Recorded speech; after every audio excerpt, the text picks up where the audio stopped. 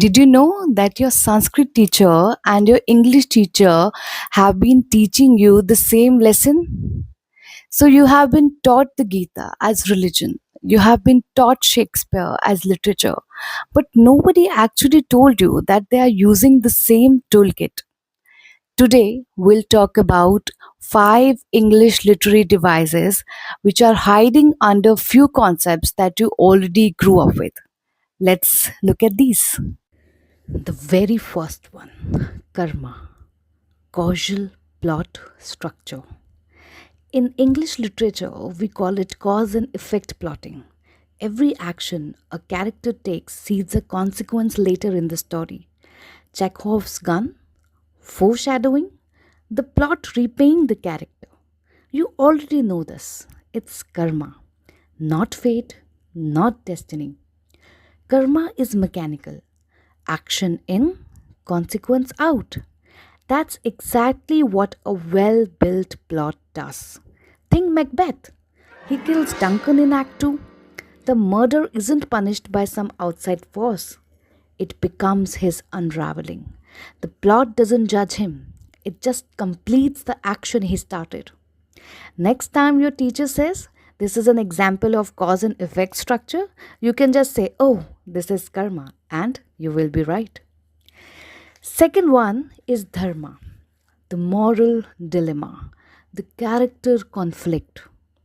English teachers call this internal conflict when a character is torn between two competing rights, not right versus wrong. That's dharma. Arjun on the battlefield isn't choosing between good and evil. He's choosing between his duty as a warrior and his love for his family. Two rights pulling in opposite directions. That's the exact same tension driving Hamlet. Duty to avenge his father versus his own conscience. Or Antigone, for that matter. Loyalty to family versus loyalty to the state. Every should he or should not he moment in a novel you have ever annotated. That's a dharma conflict. Western lit just calls it the moral crux of the character. The third one, Maya, the unreliable narrator, illusion as theme. Well, the idea that the world we perceive is illusion, a veil over the real. In English lit, this shows up as unreliable narration and appearance versus reality, one of the oldest themes in the syllabus. Gat- Gatsby's whole world is Maya, a glittering illusion built on a lie. Othello is destroyed because he mistakes illusion, Iago's manipulation for reality. Even the Matrix, if we are honest, is just Maya with better VFX. When your textbook says explore the theme of appearance versus reality, that's not a Western invention, that's Maya, repackaged for a board exam. Fourth one, moksha, catharsis or resolution.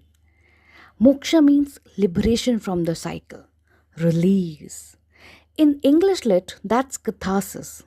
Aristotle word for the emotional release a tragedy gives its audience at the end.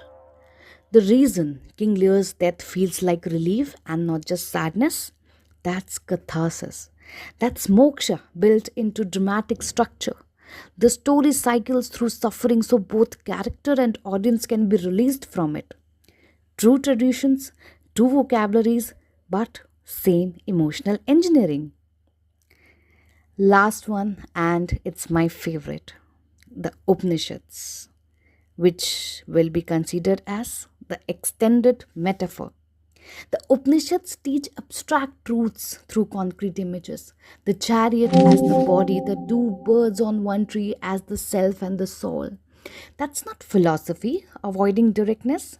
That's an extended metaphor, exactly the device John Donne uses with the compass in a valediction, or Sylvia Plath uses with the fig tree in the bell jar.